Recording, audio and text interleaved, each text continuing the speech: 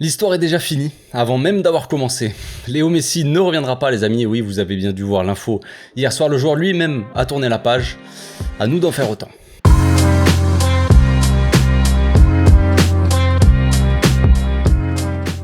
Au passage, n'hésitez pas à vous abonner, liker et commenter, c'est le meilleur moyen de me soutenir et ça fera plaisir à tonton. Tous ceux qui sont touchés par cette histoire veulent absolument trouver un coupable. Laporta nous a trompés, Messi n'aime pas le club, le père de Messi l'a forcé à aller à Miami, contre l'avis du joueur, carrément de son propre fils, ça m'étonnerait un petit peu. Romero est un bouffon. On le sait tous, c'est à cause de Ferran Torres, si Messi ne vient pas. Bref, j'en ai sûrement oublié, mais c'est tellement inutile qu'on va pas continuer là-dessus non plus. Je sais que certains sont déçus, peut-être que certains sont peut-être même tombés dans la dépression depuis hier soir. Beaucoup de supporters ont aimé le Barça pour Messi, à partir du moment où ils ont vu Messi fouler la pelouse, donc je peux comprendre. C'est pas n'importe quel joueur non plus, évidemment. Mais on va relever la tête, le monde ne va pas s'effondrer pour autant les amis. On peut se demander déjà pourquoi on a commencé à croire en un retour de Messi déjà. Pourquoi, à quel moment c'est devenu vital pour le club que Messi revienne. Et pour quelle raison? Avec les réactions qu'on voit sur les réseaux, peu importe ce que les gens peuvent se dire ou peuvent... peut-être que certains se mentent aussi à eux-mêmes, ils vont te dire que non, la venue de Messi n'était pas le côté émotionnel, c'était plus un côté sportif.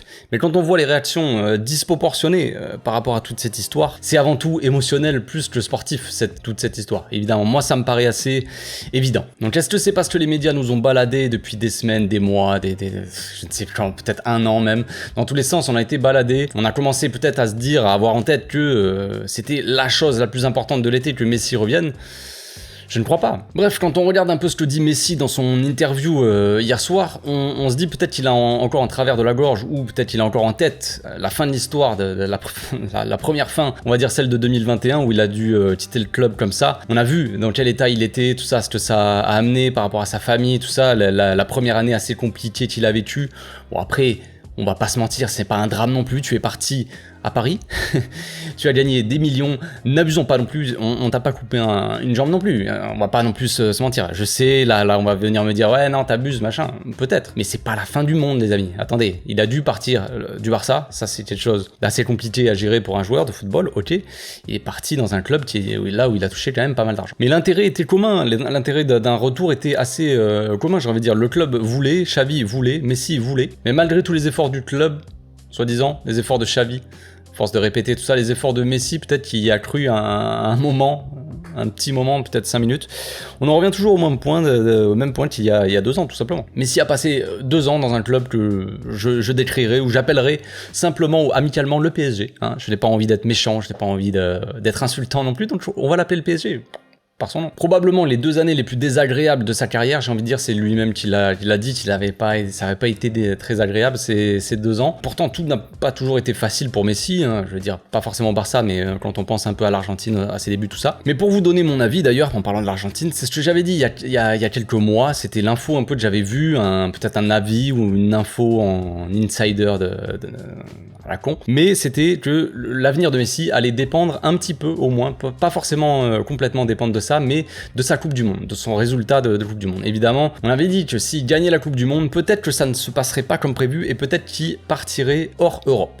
Et finalement, c'est ce qui se passe quelques mois après, même si on y a cru. C'est la théorie à laquelle moi je croyais aussi pendant un an, même si j'ai rêvé un petit peu comme tout le monde. Je pense pas que ça soit vraiment la seule raison de la non-venue de Messi, mais pour moi c'est quand même une des principales raisons, sportivement parlant en tout cas. Le mec a tout gagné, on l'a dit, on l'a répété, après la Coupe du Monde, il a fini le game, il a gagné, il a tout gagné, tout ce qui était possible de gagner, il a enfin gagné la Coupe du Monde, trophée qu'il attendait depuis des années, qu'il voulait absolument. Maintenant il y a beaucoup moins de pression, évidemment, s'il avait pas gagné la Coupe du Monde, peut-être qu'il aurait dit on va continuer à se challenger un petit peu en Europe. Maintenant, que voulez-vous, il a tout gagné. C'est compliqué d'aller se motiver, de voir absolument à 36 ans les amis, 36 ans bientôt dans quelques semaines là, je crois bien, repartir dans un projet tout ça, je pense qu'il en a peut-être un peu moins l'intérêt, ou en tout cas moins l'envie. Peut-être qu'il s'est dit que c'est un peu le moment aussi de profiter de sa famille, il l'a dit dans l'interview, il a dit qu'il avait passé 2 années compliquées, qu'avec sa famille ça avait pas été simple, on va dire qu'il avait pas pu profiter au milieu de sa famille, je sais pas comment, on sait pas hein, comment ça se passe dans la famille des footballeurs de toute façon, on voit que le terrain nous. Maintenant il a envie de profiter, il a envie de kiffer, il va partir aux States ses amis, il va jouer quelques mois dans l'année, il va être en vacances la plupart du temps, il va jouer, peut-être qu'il sera avec Busquets, avec Jordi Alba, peut-être même avec Luis Suarez, qui sait, il va se la kiffer grave les amis. Pendant que les mecs auront le seum sur les réseaux, ils vont encore pleurer pendant des mois, le mec sera lui en vacances, au soleil, toute l'année, tranquillement à Miami. C'est fou, là. Donc Messi a choisi Miami plutôt que l'Arabie Saoudite, alors qu'il est ambassadeur du pays. Un choix fort, on pourrait dire, quand on connaît, l'offre financière de la part de l'Arabie Saoudite. On peut dire que c'est un choix assez fort, pas forcément le choix du cœur, mais en tout cas le choix plutôt du confort plutôt que de l'argent. Après, il y a peut-être pas que ça qui rentre en compte. On sait qu'en début d'année, là, il y a une décision qui a été prise. La prochaine Copa América va être co-organisée entre, je crois, l'Équateur et les États-Unis, comme par hasard. Et oui. Donc la Copa América de 2024, la saison prochaine, l'été prochain, se déroulera aux États-Unis. Et devinez quoi, la Coupe du Monde 2026 sera co-organisée par le Canada et les États-Unis, évidemment. Donc est-ce que tout ça a fait pencher un petit peu la balance, on va dire, lui qui devrait continuer à flotter sur son nuage magique avec son pays, avec l'Argentine? C'est possible. Mais le Barça dans tout ça, Messi a dit, comme je l'ai dit, il a dit qu'il voulait revenir. Le club lui a fait une offre non officielle, je crois bien, d'après ce qu'a dit Messi. C'est pas officiel et lui, il n'y a pas forcément cru non plus. Peut-être qu'il voulait pas forcément y croire après son premier départ, on va dire. C'est ce qu'il a laissé entendre. Il a dit qu'il y avait trop d'incertitudes et qu'il a dû prendre une décision hâtive. Hâtive, c'est un peu le mot quand même, frérot. Parce que le mercato n'a pas encore commencé, concrètement. Messi est encore sous contrat avec le PSG jusqu'au 30 juin. Le mercato n'a pas commencé et le mercato de la MLS se termine mi-septembre, si je me trompe pas. Donc au niveau du timing, frère, il y avait quand même un peu de la marge, j'ai envie de dire, quand même. Prends pas pour des cons. Donc je peux comprendre qu'il ait envie que son avenir soit réglé au plus tôt, on va dire, qu'il n'ait pas envie de jouer, d'attendre pendant 2 mois avec toute la pression que ça engendre dans les médias, tout ça. Mais quand même, je trouve que c'est un petit peu tôt pour arrêter sa décision comme ça. Alors ce qu'il a dit aussi, c'est qu'il voulait pas que le club, que le Barça, sacrifie des joueurs ou des salaires, on va dire, pour le faire venir. Alors je comprends ce geste de gentleman, Messi, c'est sympa de ta part, mais sache que si Ferran Torres, Eric Garcia ou Ansu Fati part cet été, ce n'est pas de ta faute, Léo. La raison, elle est évidente. Ça ne sera pas de ta faute. Donc toute cette histoire nous aura retourné le cerveau, les amis. Beaucoup de questions resteront sans réponse. Pourquoi le père de Messi a déclaré en sortant du rendez-vous avec Laporta que c'était possible, qu'il avait envie qu'il revienne, tout ça, que c'était possible. Si pendant le rendez-vous, ils se sont dit que c'était pas possible, parce que c'est ce qui est sorti aussi comme info, c'était que pendant le rendez-vous, ils se sont dit, ça sera pas possible. Léo Messi et son padré, ils ont contacté les médias juste après le rendez-vous, le lundi après-midi, pour donner la décision que Messi ne reviendrait pas au Barça. Et ça, c'était lundi, c'est pas décidé aujourd'hui. Ça, c'est des questions, voilà. Est-ce que Messi voulait vraiment revenir? Vraiment? Est-ce que le club a vraiment tout fait pour qu'il revienne? A tout fait les efforts? Il y a plein de questions comme ça. Et la dernière question, c'est est-ce qu'on s'en fout? J'ai envie de dire oui. J'ai envie de dire oui, parce que c'est fini. Et oui, il faut se faire à l'idée que tout ça, c'est terminé. C'est terminé. Messi a décidé de tourner la page, comme je l'ai dit, à nous d'en faire autant. Ce qui est assez dingue dans cette histoire, c'est que j'ai l'impression que cette histoire-là du non-retour de Messi fait plus de dégâts chez les fans, chez les supporters, que quand il est parti la première fois. Pire encore, cette fois-ci, les amis, il n'est même pas venu. C'est même pas qu'il est parti une deuxième fois, c'est qu'il est même pas venu la deuxième fois. Et j'ai l'impression que la sensation semble être la même en fait. Que les gens sont encore plus fous de son non-retour plutôt que de son départ la première fois. C'est assez dingue. On ne répétera jamais assez que les réseaux sociaux sont un poison et que les médias te le font bouffer, te l'injectent dans le cerveau directement. On se retrouve dans une situation où des êtres humains deviennent complètement timbrés, qu'on se le dise. J'ai vu des réactions quand même assez folles sur les réseaux sociaux, c'est fou. Ils vont jusqu'à insulter le club, jusqu'à insulter les joueurs du club. Messi lui-même, il est insulté, tout ça. Parce qu'il ne vient pas. Triste époque dans laquelle on vit, les gens deviennent complètement tarés en fait, complètement tarés. On vit dans un monde où chaque émotion qui nous passe par la tête, on va le sortir sur les réseaux comme ça, sans honte, sans regret, sans rien, sans gêne. Pas de gêne. Alors dans certains cas, moi aussi j'ai envie de répondre à ces gens-là, de les insulter, mais à quoi bon faire ça pour du football, j'ai envie de dire, à quoi bon? Ça ne sert absolument à rien. Donc on pourra regretter évidemment d'avoir été les dindons de la farce. On a été menés en bateau, mais le principal c'est que cette histoire, les amis, elle est close.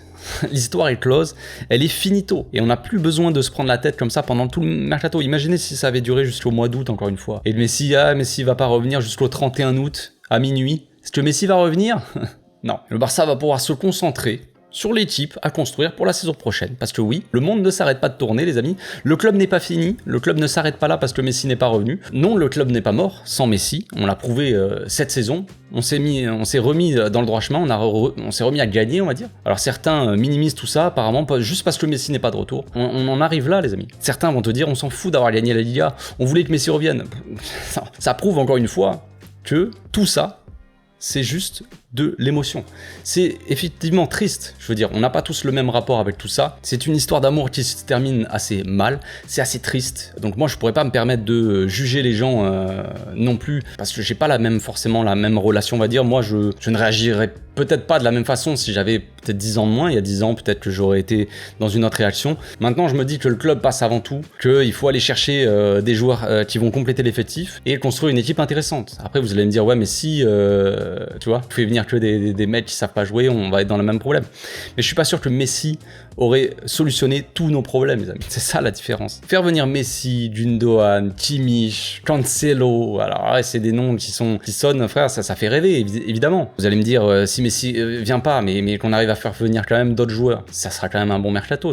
Le monde ne s'est pas arrêté de tourner, pour autant. Mais la venue de Messi ne conditionne pas tout non plus. Enfin bref, on va quand même conclure cette vidéo par des remerciements, parce que oui, je ne suis pas non plus... je n'ai pas oublié tout ce qui s'est passé. Oui, toute cette histoire m'a un peu gonflé, comme tout le monde, je pense, comme je l'ai dit, et j'ai pas envie qu'on en parle pendant des mois et des mois, des semaines, encore que ça prenne la tête à tout le monde pour rien, en fait. C'est surtout ça. Mais je n'oublierai évidemment pas tout ce qu'a fait Messi pour le club. Évidemment, le Barça a fait beaucoup pour Messi, mais Messi a apporté quand même de nombreuses choses au Barça, de nombreux trophées, de nombreux buts, de nombreux records, de nombreuses soirées de bonheur, de joie. On a vécu quand même un moment privilégié, je pense. Je pense qu'on peut tous se dire ça, que on a vécu peut-être le football le plus incroyable, en tout cas, et Messi a participé à tout ça pendant des années. Pendant des années, on a kiffé. On a vu le plus grand joueur peut-être de l'histoire, pour moi en tout cas, de football. Et on a eu cette chance-là. Et faut pas rester bloqué non plus dans la négativité ou uniquement dans la tristesse. Comme je l'ai dit, chacun réagit à sa façon. Ça, on peut pas contrôler non plus nos émotions. Mais faut pas oublier non plus tout ce qui s'est passé avant. Évidemment, on va pas oublier toute la joie que Messi nous a apportée, et je préfère rester sur cette façon de penser là que plutôt de rester bloqué sur de la tristesse et des regrets. Je pense que c'est mieux pour moi en tout cas. Donc tenez le coup pour ceux qui sont encore tristes de cette histoire, les amis, tenez bon. Des meilleurs jours arriveront, j'ai envie de dire, c'est une phrase peut-être à la con, mais ça ira mieux demain. Voilà, tout simplement. Donc on se retrouve bientôt pour une nouvelle vidéo, d'ici là, portez-vous bien, passez une très bonne journée. Ciao.